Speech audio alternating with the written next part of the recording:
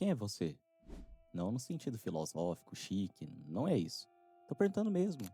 Se alguém te para na rua agora e te faz essa pergunta, o que você fala? Você fala seu nome, sua profissão, talvez sua cidade, quem são seus pais, um adjetivo ou dois. Sou uma pessoa leal, sou determinado, sou alguém que valoriza a família. E pronto, parece suficiente. Só que pensa comigo, você não escolheu seu nome, você não escolheu onde nasceu, não escolheu sua família, sua língua, os primeiros medos, as primeiras crenças, tudo isso chegou antes de você ter qualquer opinião sobre qualquer coisa. Então quando você diz, eu ou sou assim, de onde vem esse assim? Quem de fato é você? Porque tem uma chance real de que a pessoa que você pensa que é, não é exatamente você. É uma versão montada, costurada, aprovada socialmente ao longo dos anos. E o pior não é nem descobrir isso, o pior é perceber que você defende essa versão como se fosse sua vida. Seu cérebro tem um problema muito sério. Ele não tolera lacunas. Quando algo acontece e ele não tem explicação imediata, ele inventa uma, rápido, convincente, e te entrega como se fosse verdade. Tem um neurocientista chamado, cara, eu tô errando muitos nomes, esse eu vou errar, chamado Michael Gazzaniga, que passou anos estudando os pacientes com cérebros divididos. Pessoas onde os dois hemisférios foram separados cirurgicamente e o que ele descobriu é perturbador de um jeito muito específico. Quando você mostrava uma imagem só para o hemisfério direito dessas pessoas, a mão esquerda fazia uma ação. E aí perguntava para o hemisfério esquerdo, por que você fez isso? O hemisfério esquerdo não sabia, ele não tinha visto a imagem, não tinha participado da decisão. Mas ele respondia mesmo assim. Inventava uma justificativa imediatamente, com convicção, sem hesitar. Então Gazzaniga chamou isso de intérprete. O hemisfério esquerdo é um narrador compulsivo que cria histórias coerentes sobre o que você faz, mesmo quando não sabe por que você fez. E aí que vem uma parte bem incômoda. Você acha que faz isso só porque tem um cérebro cirurgicamente dividido? Não. Você faz isso toda semana. Inclusive, hoje, você vai e toma uma decisão por impulso. Compra algo, responde de um jeito que não queria, evita uma conversa difícil. 2 segundos depois já tem uma narrativa pronta. Eu fiz isso porque faz sentido financeiramente. Eu falei assim porque a situação exigia. Eu evitei. Não era o momento certo. Parece raciocínio, mas na maioria das vezes é só o intérprete trabalhando. Ele não tá te explicando. Ele tá te protegendo de perceber que você agiu antes de pensar. E você acredita, porque a história é boa, porque você mesmo criou. O que chamamos de identidade, em boa parte, é isso. Uma coleção de histórias que o intérprete foi montando ao longo dos anos para fazer tudo parecer coerente. Eu sou uma pessoa que não liga para a opinião dos outros. Será? Ou você só aprendeu a parecer que não liga? Eu sou alguém que age quando precisa. Tá. E quando foi a última vez que você agiu em algo que estava evitando há meses? Não é uma acusação. É só essas histórias resistem a qualquer evidência contrária, porque elas não são sobre realidades, são sobre manter uma imagem de você para você mesmo. E aí entra a parte que fica um pouquinho mais desconfortável. Pense em como você se comporta com sua mãe. Agora pense em como você se comporta com os seus amigos mais próximos. Agora com seu chefe, sozinho, às 2 da manhã, quando ninguém tá olhando. São a mesma pessoa? Não são. E tudo bem. Isso é normal, todo mundo faz ajustes dependendo do contexto. Só que tem uma diferença enorme entre ajustar o tom de voz e passar anos inteiros sendo uma versão de você que foi construída para agradar numa situação específica. Young chamava de persona. É a máscara social, não no sentido ruim, necessariamente. É a interface entre você e o mundo. O problema não é ter uma persona. O problema é quando você confunde a máscara com o rosto. E isso acontece de um jeito muito silencioso. Você cresce ouvindo que ser prestativo é uma qualidade. Então você começa a ajudar. E ajudando, as pessoas gostam de você. E gostando, você se sente valorizado. E aí, no momento que você nem percebe ser prestativo, deixa de ser algo que você faz e virar algo que você é. Só que você realmente quer ajudar toda vez? Ou às vezes você ajuda porque dizer não parece perigoso? Perigoso de quê? De perder a aprovação? De deixar de ser o que as pessoas esperam que você seja? De ficar sem um papel que te dá uma razão de existir naquele grupo? Não é fraqueza, é um mecanismo muito antigo. O cérebro humano evoluiu em grupos. A ser excluído do grupo, historicamente, era basicamente morrer. Então, ele aprendeu a fazer o que for necessário para manter o pertencimento. Inclusive, vou recomendar um livro que chama Sapiens, tá? O autor conta um pouco sobre como a fofoca, como os grupinhos fizeram a sociedade como um todo evoluir. O problema é que no processo, você terceiriza a construção da sua identidade para a opinião alheia. Pensa no, entre aspas, filho perfeito, aquele que nunca dá trabalho, que se dá bem com todo mundo, que os pais mostram com orgulho. Em algum momento da vida ele para e se pergunta: eu quero isso pra mim? ou eu quero que eles queiram isso pra mim? Quantas vezes você não viu aí, filho de médico, médico será, filho de advogado, advogado será? Tem uma diferença, e ela importa, porque quando a máscara fica por tempo demais, você esquece que é máscara, ela gruda, e aí qualquer coisa que ameace essa identidade, uma crítica, uma mudança de planos, uma situação onde você não pode ser ou prestativo ou competente, parece uma ameaça existencial, não a você, ao personagem que você construiu no lugar. E aí que entra uma pergunta que os estoicos faziam de um jeito muito direto. Se você tirar tudo isso, o que sobra? Marco Aurélio, imperador de Roma, você sabe, homem mais poderoso do mundo ocidental no século II. Exércitos, territórios, riqueza, autoridade absoluta. E nos seus diários, que ficaram conhecidos como meditações, que ele escrevia pra si mesmo, repetidamente, como coisas. Isso é passar, isso não é seu, isso não é você. Não como conselho motivacional pra acordar bem todo dia, mas como lembrete constante. Como se ele soubesse que, sem esse lembrete, ele confundiria o cargo com a pessoa. Sêneca escrevia numa linha parecida. Ele dizia que a maioria das pessoas para a vida inteira acumulando títulos, posses, reputação, sem nunca parar para perguntar quem é o acumulador. E tem uma pergunta que ele deixa implícita nos textos que é difícil encarar. Se amanhã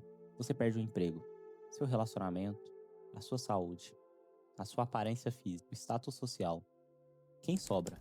Não no sentido dramático, no sentido literal. O que é você fora de tudo que você tem? A maioria das pessoas não consegue responder isso sem sentir um vazio estranho. Eu sei, igual esse exato vazio que você tá sentindo aí. E aí, rapidamente, muda de assunto. Pensa em algo pra fazer, pega o celular, lembra de uma tarefa, qualquer coisa. Porque o vazio, ele é desconfortável. Mas o estoicismo não propõe o vazio como resposta, ele propõe o oposto. Ele diz que o que sobra, quando tudo é tirado, é a única coisa que sempre foi sua de verdade. A sua capacidade de escolher como reagir. Os gregos chamavam de prohaireses. Sua vontade, seu juízo, sua escolha consciente no momento presente. Não o que te acontece. Como você responde é o que acontece. Isso não pode ser tirado não pelo mercado, não por uma doença, não por nenhuma opinião alheia. Só que tem um problema com essa ideia. Porque se você não escolhe seus pensamentos, se eles simplesmente aparecem, então essa escolha consciente que os estoicos falam, de onde ela vem? E é aqui que a coisa fica um pouquinho mais complicado. Tenta não pensar num elefante rosa agora. Não, de verdade, tenta. Pô, não funciona, né? Agora, sem tentar, pensa num número entre 1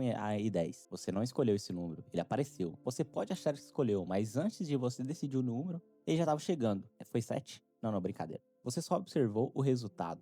Isso não é filosofia de boteco, tem dados sobre isso. O neurocientista Benjamin Libet faz experimentos nos anos 80 onde ele monitorava a atividade cerebral de pessoas quando elas decidiam mover o pulso. Uma ação simples, voluntária. E o que ele encontrou foi que o cérebro mostrava atividade relacionada ao movimento até 500 milissegundos antes da pessoa dizer que havia decidido mover. Ou seja, a decisão já estava sendo processada antes de você ter consciência dela. A consciência chegou depois, como espectadora. Agora, calma aí, que isso não significa que você é um robô sem livre-arbítrio. Não é isso. Mas significa que a ideia de que você é o autor de cada pensamento, o controlador de cada impulso, o gerente executivo da sua própria mente, é bem mais frágil do que parece. A maioria dos seus pensamentos, eles simplesmente aparece. O medo chega antes de você decidir ter medo. A irritação aparece antes de você autorizar a irritação. A atração surge antes de você consentir com ela. E aí você age. E aí o intérprete cria uma história sobre por que você reage desse jeito. E você acredita na história. E chama isso de jeito de ser. Então, pensa no que isso significa para a identidade. Se seus pensamentos não são completamente seus, se suas reações são em parte automáticas, se sua personalidade foi moldada por experiências que você não escolheu ter, se os papéis que você joga foram negociados com a aprovação alheia ao longo dos anos, o que é seu nessa história toda? Tô te perguntando para desanimar. Tô perguntando porque a resposta é mais interessante do que parece. Tem uma coisa que eu acho fascinante sobre como as pessoas reagem a esse tipo de ideia. Quando alguém se questiona sua identidade, mesmo de leve, mesmo com boa intenção, a reação costuma ser defensiva, quase instintiva. Não, eu sou assim mesmo, eu sempre fui desse jeito. Você não me conhece. Como se a identidade fosse um território que precisasse ser protegido de invasão. E é engraçado, porque as pessoas que mais defendem sobre si mesmas costumam ser exatamente as mais questionáveis. A pessoa que diz, eu não tenho paciência, como se fosse um fato geográfico. Como se ser impaciente fosse uma característica permanente e imutável que veio com o corpo. A pessoa que diz, eu sou muito sensível, toda vez que precisa explicar por que reage de um jeito que ela mesma acha exagerado. A pessoa que diz, eu sempre fui assim, para encerrar qualquer conversa sobre mudança, não é honestidade, ela é uma forma de proteção. Porque se você admite que seu jeito de ser é em grande parte construído, aprendido e moldado por contexto, então você também tem que admitir que poderia ser diferente. E isso é libertador em teoria, mas na prática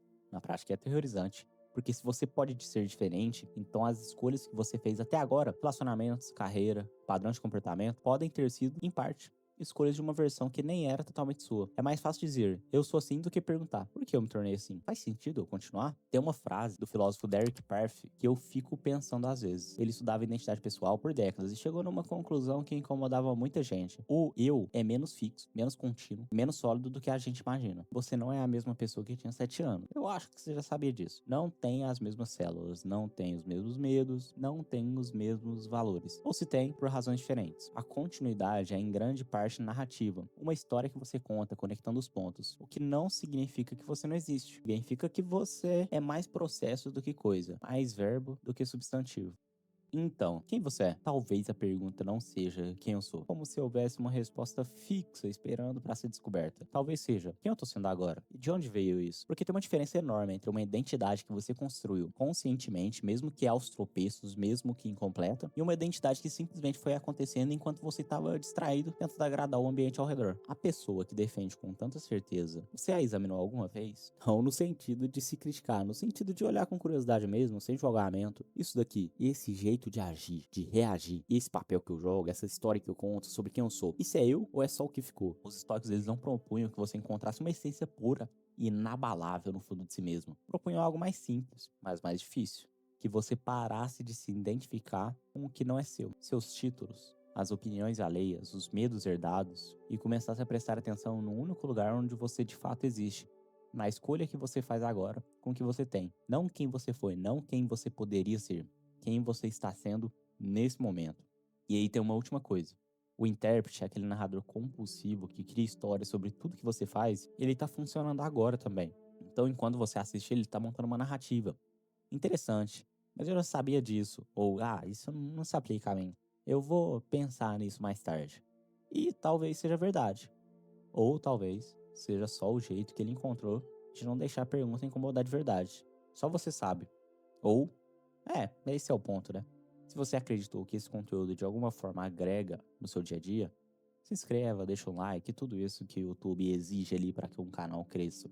E daqui 2 meses e meio, em julho, eu vou abrir uma área de membro para os introspectivos que querem sair um pouco do campo das ideias e trabalharem em cima dos conteúdos que nós falamos aqui. Então, se você quiser estar num ambiente que discute sobre esses temas e busca exatamente o que você está buscando hoje, ativa o sininho, se inscreve, porque muito em breve vai subir uma notificação sobre aí para você. Um grande abraço, até o próximo vídeo.